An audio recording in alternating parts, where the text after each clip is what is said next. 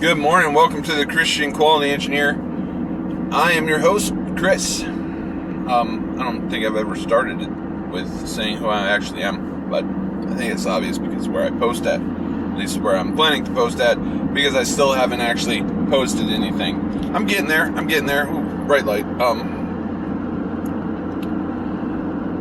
I do plan to post soon. I downloaded some apps to help me put a logo on the front and an intro and an outro in, possibly. I don't know. I'm trying to get there. I want to be at least halfway professional. So there is that. Yesterday I mentioned an issue we're having with Ford that's getting pretty big. And today I read a proverb about it. Not that if I would have read the proverb earlier would have stopped anything, because I'm a quality engineer. I'm not the plant manager. I can point things out. I can try to be persuasive to bring about change at my facility. But when it comes down to it,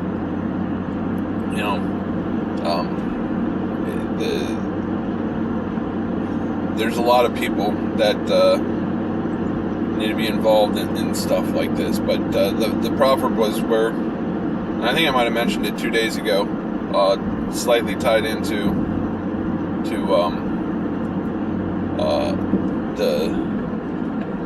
I like combining two verses, but this one is where somebody that doesn't put the fear of God before his eyes perishes for lack of discipline. And that's it's 5:23. I think it's the last verse in Proverbs. And and then it goes on something about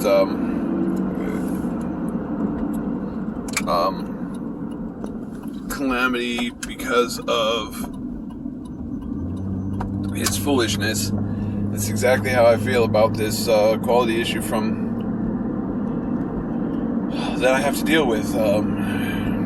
We know the right things we should have been doing, and there's so many points where it failed, but because we weren't disciplined. And a lot of people will be like, with this job market, you can't really discipline people. Well, I'm not saying like point them or give them a week suspension or anything like that. I'm just saying, be disciplined in doing the right things on a regular basis. And it's weird. One of the things with Nissan that we've been doing is just going back through and becoming disciplined on the stuff that Nissan needs us to be disciplined about. And like, as soon as our eyes are taken off of the whole plant, we lose discipline in other areas, right? So this one, I mean,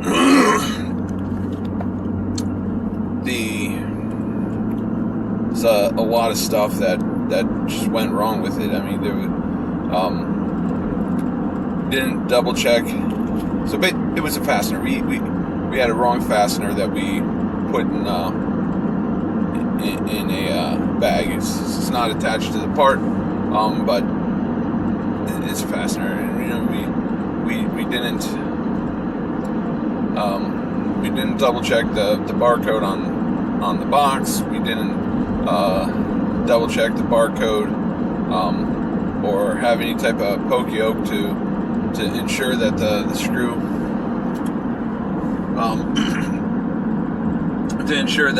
was the correct length. We didn't have any startup or changeover paperwork that was being filled out. And any one of those things, actually following our work standard, actually looking at the barcode, actually having some type of poke yoke, or even doing a startup check sheet, any of those would have caught and prevented this issue from happening. And we know those. I mean, those are simple things. They don't take much.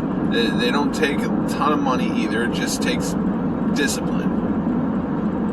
And sure enough, we failed, and now we got some issues going on. But how do you fix that? Well,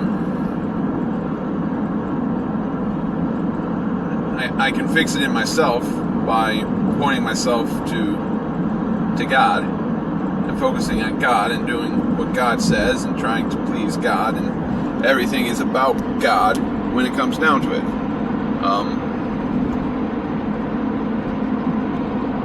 But how do you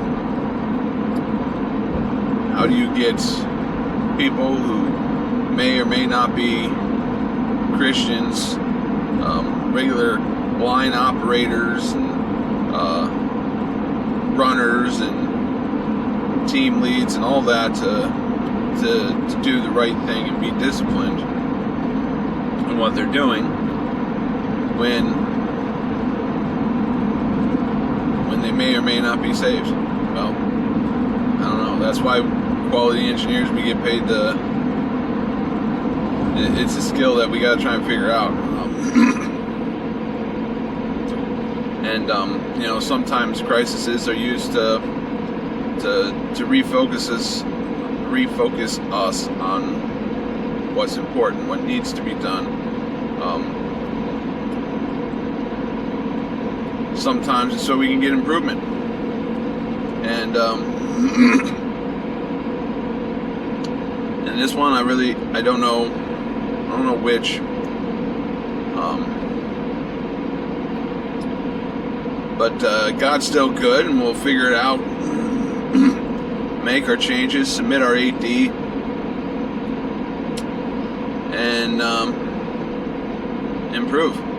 Hopefully we can find the next issue before it even happens.